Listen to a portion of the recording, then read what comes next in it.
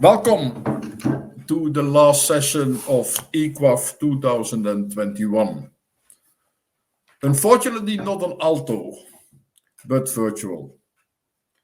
But this has been a very well organized event. And before we start with our panel, with our last session, I already wish to congratulate the organizers with this event. Very well done. And the content of the program really is a stimulus for all of us working in the field of QA. By the way, my name is Karl Dittrich. I'm the president of EQAF, and I will try to moderate you and the panel during this last session. This last session has got the title Building Trust Through Quality Assurance, and building of trust has indeed been one of the fundamentals of our work.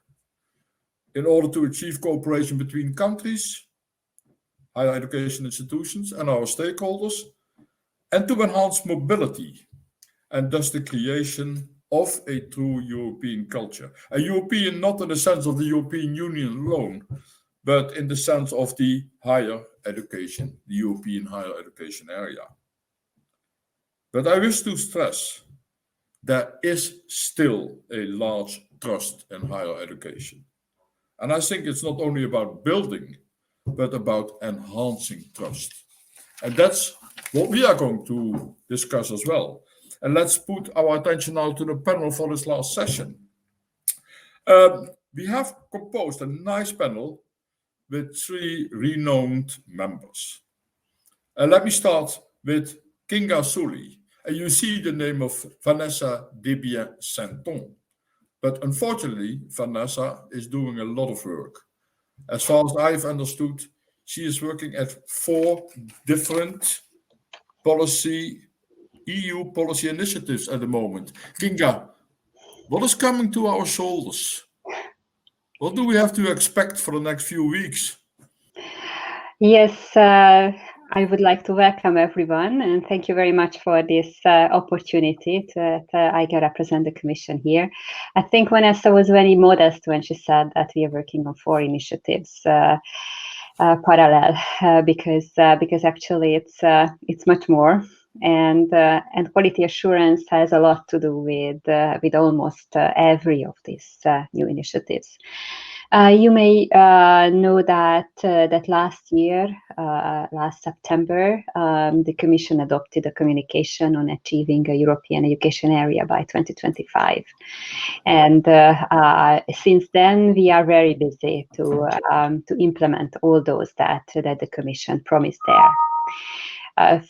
First of all, we are working on the further rollout of the European Universities Initiative. What you may also know, we already had 2 pilots.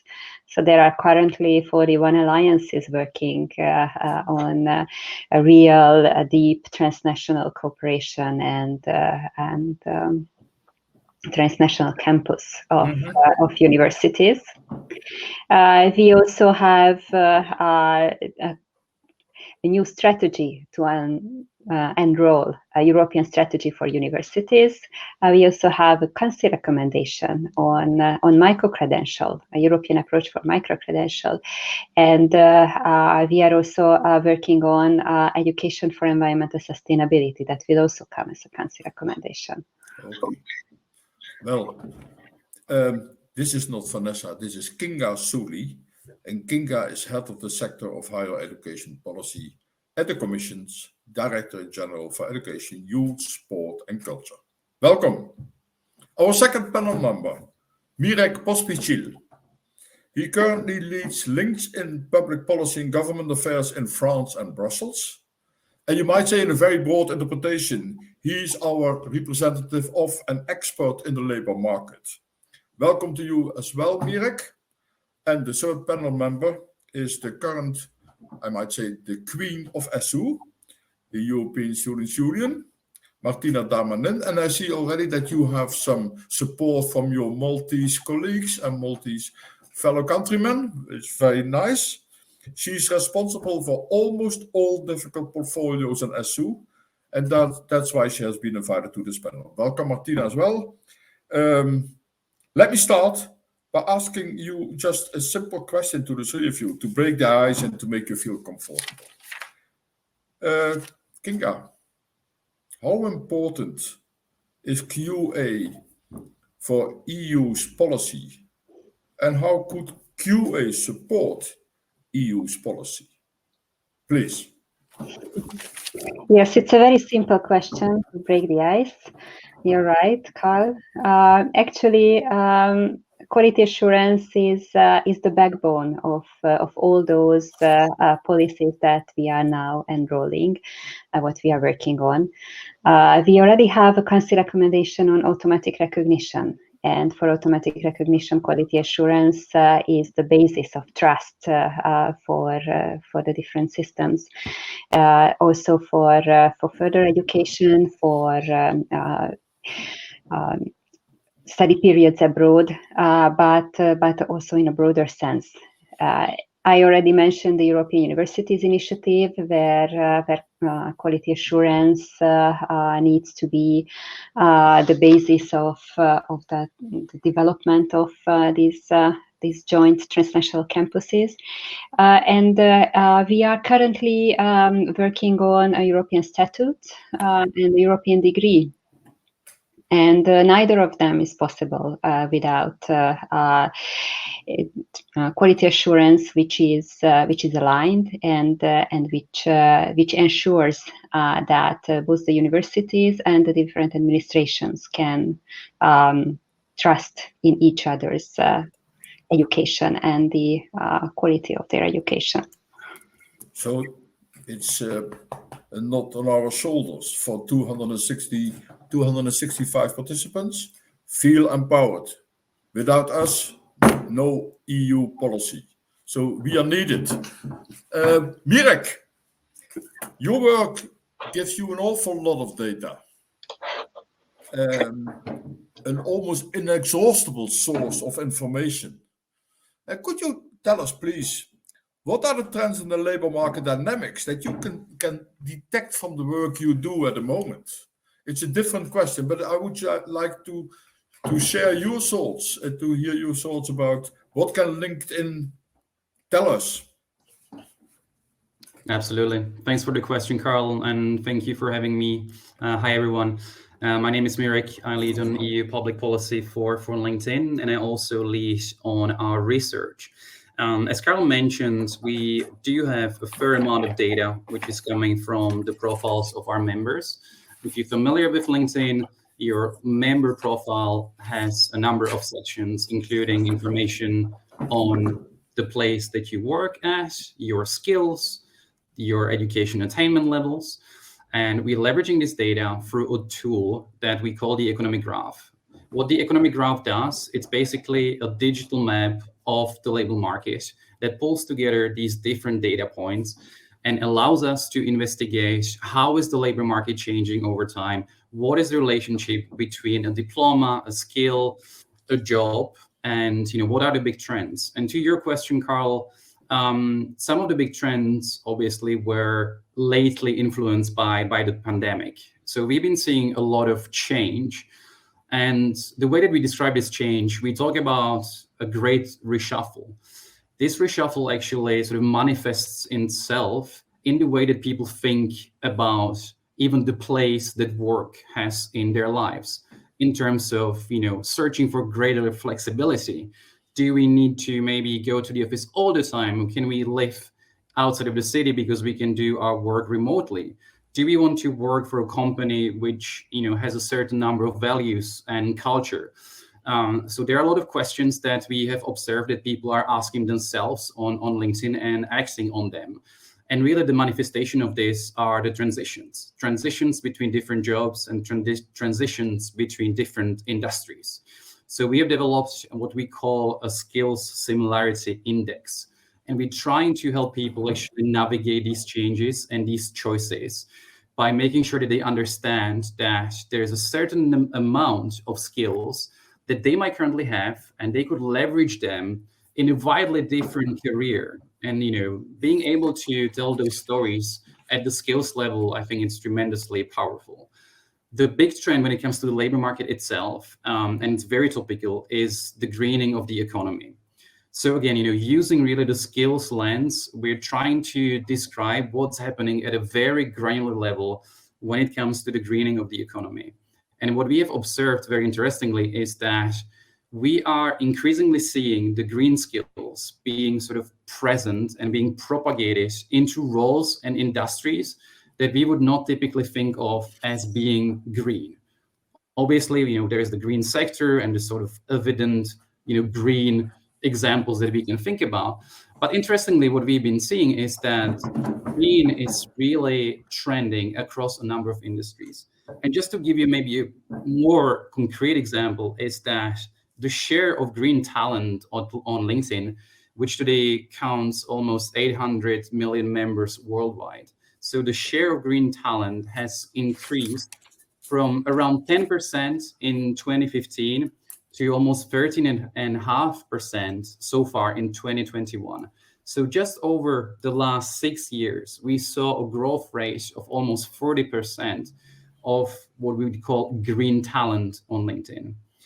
And the last trend very quickly is obviously digitization and how, again, new technologies are impacting on the way that we work, but also transforming certain jobs and certain industries. And obviously the big question that it begs then for is, how are we making sure that we can keep track of these changes and make sure that people actually acquire the skills, of tomorrow, if not of today, rather than yesterday. So these are sort of my highlights.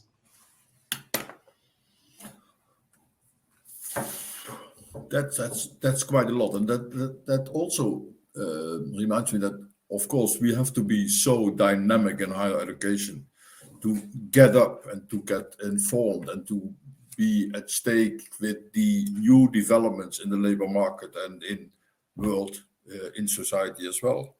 I come back to that question, Mirek. Thank you so much. Martina. Grazie tal courage, it says on the, I don't know what it means. It means, what does it mean? Thank you for the courage in okay. working. Okay. You represent, I might say, many millions of students, of which only a very small number is active in the field of QA. Sometimes it takes us trouble to convince students that they are part of the QA system, of course. They are not just consumers, they are participants in developing our system and the quality of higher education. Do students underestimate the importance of quality and quality assurance? Thank you for the question, Karl. I think it's impossible to put students into one basket and say all students realize the importance of quality assurance, because I would be quite a hypocrite myself. It took me until I came into ESU to find out what quality assurance was, and I'm not ashamed to say that, because it doesn't reduce in any way the value of quality assurance and the fact that it is a very important process. And we've been doing a lot to raise awareness on quality assurance from ESU's side. And by we, I mean a very dedicated steering committee with the support and coordination from Peggy and Jakub from our executive committee. So I would like to just take the moment to thank them for all their wonderful work. As they've been coordinating a number of projects, surveys, and not to forget our quality assurance expert pool and the trainings that we offer for student experts who are very new to the process. It's a continuous process because you have students coming in and students leaving. That is always the problem that you have with the student population, the turnover, the high turnover. It's a problem, but it's also an opportunity because you have then new ideas coming in through new students. So should we be bringing more awareness to students about the importance? Yes, on all levels. I can speak for the European level, but as much so as that, we should see that there can and should be done more also at the national and local levels to raise awareness on quality assurance amongst the education community. On the European level, I think we are on the right track, yeah. There is a very close cooperation between the E4 organizations, and through the Bologna process and the Bologna follow-up group, we are closely cooperating with member states and governments, and also putting forward new project ideas and applications to continue spreading awareness and exposure on this process. Okay. Thank you so much. Just going back to Mirek's analysis of the data of LinkedIn, you might say that QA was maybe a kind of a technocratic system. It was the quality of education, the quality of program, quality of institutions. But now with the dynamism in society, with these great new challenges that we see, we know, of course, that the EU is busy working on green policy, on a green deal, that we have digitalization as one of the topics of the EU, that we are looking forward and having discussions on inclusiveness and diversity. And that, I think that's a very good development, that people are just trying to find a balance between their work and their private lives. So how could LinkedIn's analysis and use of data help us in higher education and help the EU in transforming our policies towards the future? It's not the future that was, but the future that has to come. Kinga, could you please say a bit on this? Or Mirek, I saw your hand, or you unmuted. I asked first Kinga and Martina, and then you might come back to that. Kinga, please. Yes, I would be curious to learn how LinkedIn defines green talent, green skills. Because actually this is something what currently we are also working on. We have a planned council recommendation on education for environmental sustainability, where we would like to ensure a whole institution approach for green education, not only at the university level, but also at schools level, as early as possible. So starting from early education and care, early childhood education and care.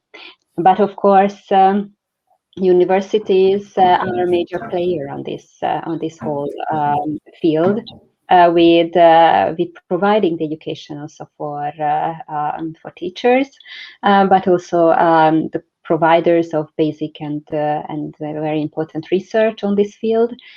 But it's also a crucial aspect of higher education to learn, to teach our green skills and the way of teaching green aspects to all students. So not only those students who are actually directly linked to this field, and with that, our colleagues in the Joint Research Center are also preparing a definition for what are those most important green competencies and green skills that we need to see. So I'm really curious LinkedIn's opinion on that. And yes, of course, LinkedIn's data, and not only the LinkedIn's data, are very important to see what's going on in the labor market, how higher education prepares students for the future and for the labor market. The European Graduate Tracking Initiative, what we are also working on currently, also looks into these providers of data and big data. So we are setting up currently a network of national reference points in member states for graduate tracking, and we launched a second pilot in about 18 member states to have comparable data on how students fare after graduation. And it will not only cover their labor market experiences and their further studies, but also the way how they were taught during their education, because we saw in the first pilot graduate tracking that actually those students who were taught in an activating learning method, they had a much better chances at the labor market. So they have much better chances to have not only a job, but a good job, a job that matches their skills, what they learned, and matches the level of their education. So so that we don't waste the talent, what we prepared for at higher education. Okay, thank you, Kinga. Martina, you expect, I'm quite sure that you expect our higher education institutions to be aware of these great societal changes. And as students, as you are going to take over from my generation, and even from Kinga's and Mirek's ages, and you will want to have a nice world before you. What do you expect from the higher education institutions in all these great challenges and great changes that confront us at the moment? Very, very big question, Yeah, Karl. yeah. And quite a load on my shoulders to know that we're taking over from all three of you. I don't believe we'll take over. I believe we'll find a cooperative way of working all together in the different dimensions that we can. I do think that more young people need to have a say in what's going on, both in their education and in general in society. I think my time in ESO has really taught me a lot on how governance works. I came from a health science background, so it was quite a new topic for me because, yeah.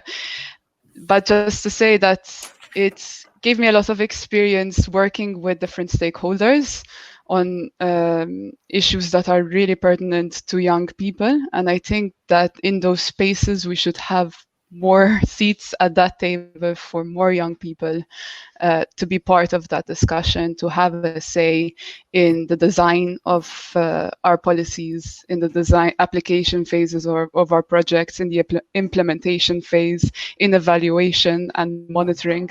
I think if we had to move in that direction, then we would be able to face any challenge that comes our way because we have more people and representatives at that table. Thank you, Martina. Just Mirek, I see in the questions already there's a question for, could you please develop a little bit further on what green talent means, what green skills are? And I also see in the other chat, we have to be careful to use language with green skills, since there's a lot of greenwashing taking place.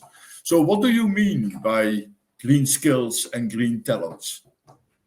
Yeah, absolutely. So just to bring you a little bit about how it started sort of internally, we have a fairly large team of taxonomists and data scientists who are actually constantly working on, developing our own methodologies in terms of trends and skills identification. So the taxonomists basically reviewed our existing sort of skills lists and boiled it down into different families, if you will. So what we currently, and obviously this is a process, so it's not like a definition which will be today and will remain the same forever. So what we currently talk about when we say green skills, it really starts from the obviously, green aspect that I was mentioning before. So it would be like an ability or the knowledge that a worker or professional has and can use to really prevent, monitor, or participate in environmental activity, really closely related originally to pollution and pollution prevention. Having done the work and the taxonomical work that I mentioned, we expanded this category, and the green skills today would encompass skills that are really used and applicable when it comes to the sort of stewardship and conservationship of natural resources. So it's really thinking about, what type of skills companies and professionals can use to produce goods and services in a way that is respectful to natural resources. So we did expand, the originally sort of narrow definition of green that was related to, pollution and really environmental matters to really include the active sort of production aspect to be able to capture, essentially this greening aspect and what it means for all our economies. Thank you. We have just dwelled a little bit about the future of maybe of the content, not about quality assurance. How could quality assurance react to this? Maybe some of the colleagues that are active as participants at the moment are listening to the discussion could ask a question about it or give even an answer. But I would like to take one of the questions that pop up at the moment. And that's very easy. It's for you, Martina. Should students get credit points for their engagement in quality assurance? I doubt it. Haha. Haha. To be honest, why not? I think we're moving to a point now where we are kind of discussing how to enhance better the recognition that students are doing, be it in quality assurance, but also in general as activists in student unions or student associations. You have to keep in mind that many a times it's work that students are doing either alongside their studies or also alongside a job that they are also doing to afford their studies. And this means that, unfortunately, sometimes students who need to work more to afford their studies would not be able to participate in these activities. So we are trying to raise awareness on this topic and understand where students would like us to go to. Before we used to say that, oh, you should be able to do this altruistically, but that has not managed to enhance the participation of students in these processes. So what can? Is it just recognition? But what we've also been trying to push forwards towards is remuneration of the work that students are doing in this regard. And we're trying as much as possible to enhance also the remuneration of our student representatives within our executive and working structures, which I think can push forward the opportunity to have more young people who are in more socioeconomic disadvantaged positions to participate in these processes. Okay. Thanks, Martina. Kinga, students, of course, are very important for the EU, for the developing of new policies as well. I know that ESU is one of your main stakeholders groups that you consult on a very regular basis. Do you know more? Do you need more input from students? Do you get more input from students than from the official, you might say, representatives, of which Martina now is the president? Yes, student voice is very important, and student input is crucial for our work. So we try our best to involve as much as we can ESU, but also students from institutions. So, for example, at the European Universities Initiative, it is one of the aspects we always look at when we see the applications of these alliances, whether they involve students in their work. And we also advocate that they involve students not only after they get the title of European University, but also already at the design phase, how to develop the concept, because without the buy-in of students, they cannot achieve that ambitious goals, what these European universities put for themselves. So indeed, the student voice is crucial, and we also try to get the information from students through different surveys. It's not only graduates who we try to reach out to, but we just launched recently the 8th iteration of our Euro Student Survey to see the social dimension of students on the ground. And we are currently working on the new questionnaire to see how much we can get first-hand information on how this COVID crisis affected students, and how the universities and member states were able to really help students to get over the hurdles and the difficulties what they faced during the last 1.5 years. Okay, thank you. Mirek, there's just one question, which is an important question. I think it's a question put by someone who doesn't want to give his name. To what extent is LinkedIn as a profit-oriented company a good advisor or really trustworthy for us? And I would like to add, how could we, where can we read the data and the reports that you make? Yes, thank you for the question. So trust is definitely our priority in everything that we do. The economic graph that I mentioned is one of the embodiments, I guess, of our mission, which is to create an economic opportunity for every member of the workforce. So we do it through a number of ways and tools.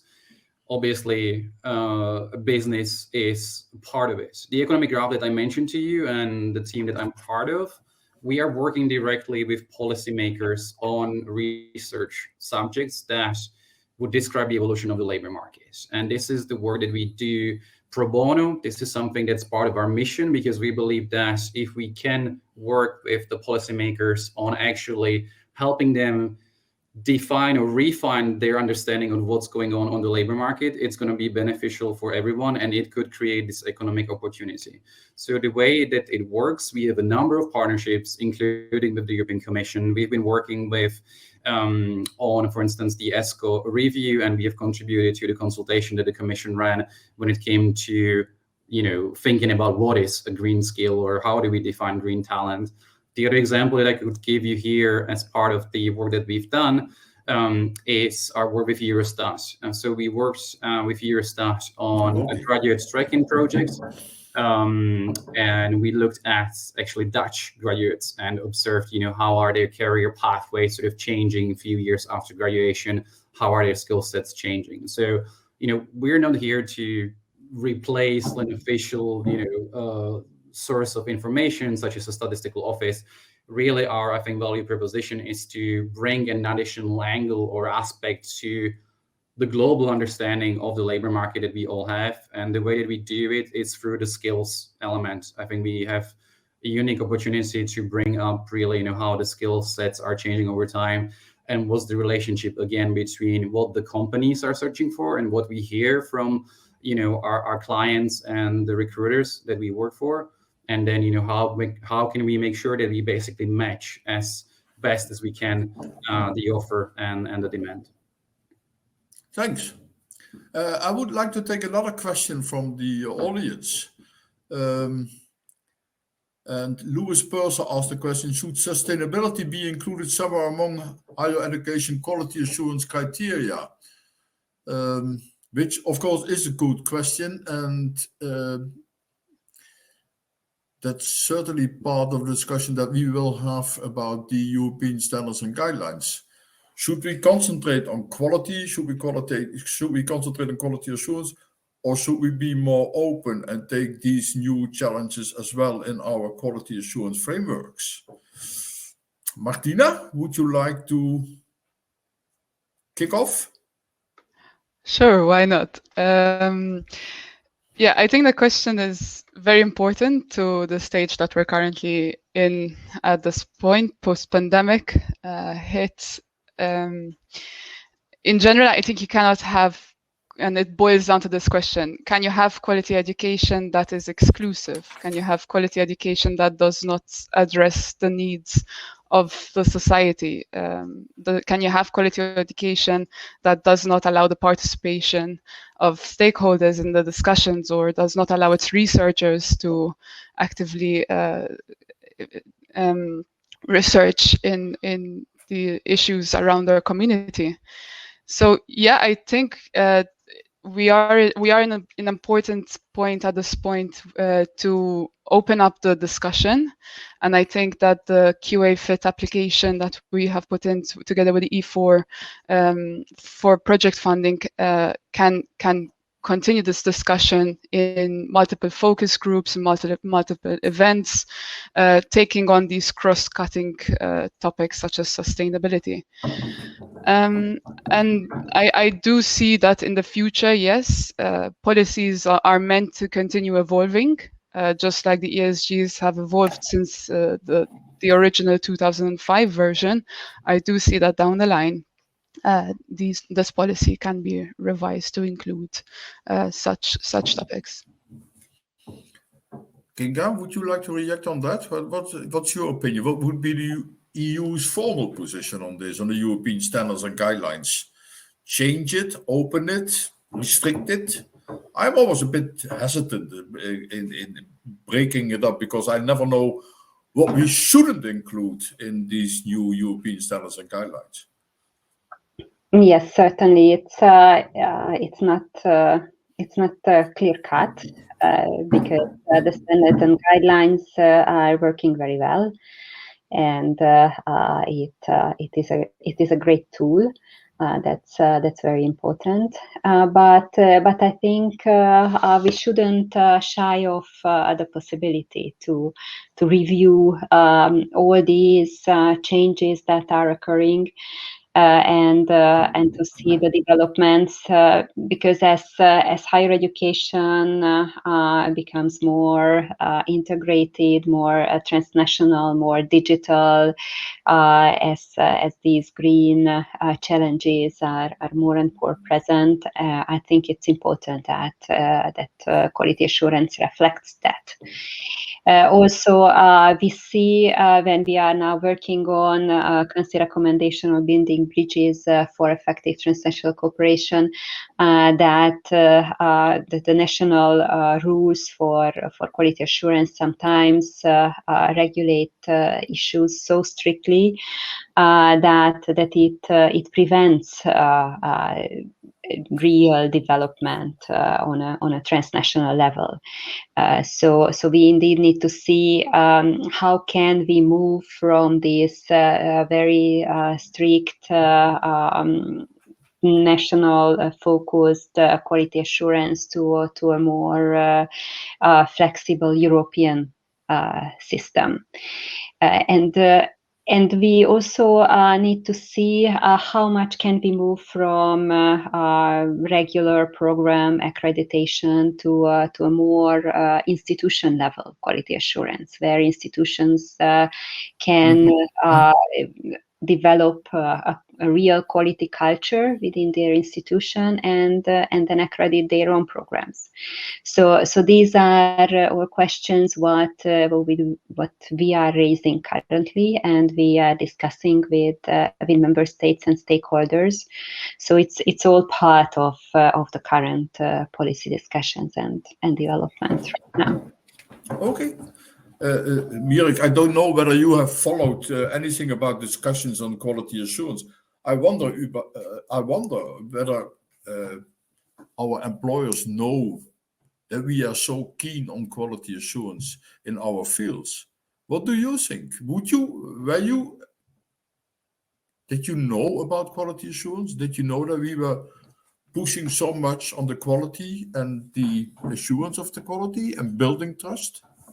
Yeah, no, absolutely. I mean, I cannot talk on behalf of businesses, so I can't answer that question. But I think to the points that Kinga was raising before in terms of maybe the somewhat delicate balance that need to be struck between, agility and flexibility, but also, having a framework in place. And, as the pace of transformation is pretty fast nowadays in terms of, again, talking from my perspective, on the skills needs and the developments, I think it's increasingly harder actually to sort of keep up the pace whilst not really,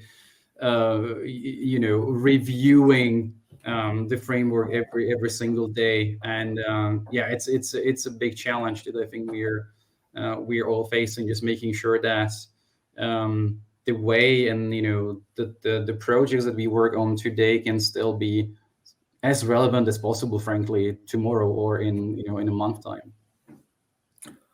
Yes, I now realize that we come almost to the end of this session, and I can't say that it was a very focused session. We have dwelled upon a lot of different topics, and I see in the questions that we have had some questions that were strongly supported, not yet, not even reached. Digitization was a topic. There's one of the topics that academic integrity, wouldn't that be one of the topics that we have to discuss? I'm very sorry, but I have to leave you and send you back to the lobby. But first, I wish to thank Kinga and Mirek and Martina for the participation and for the openness and for the frankness. I wish to thank the audience for the active participation.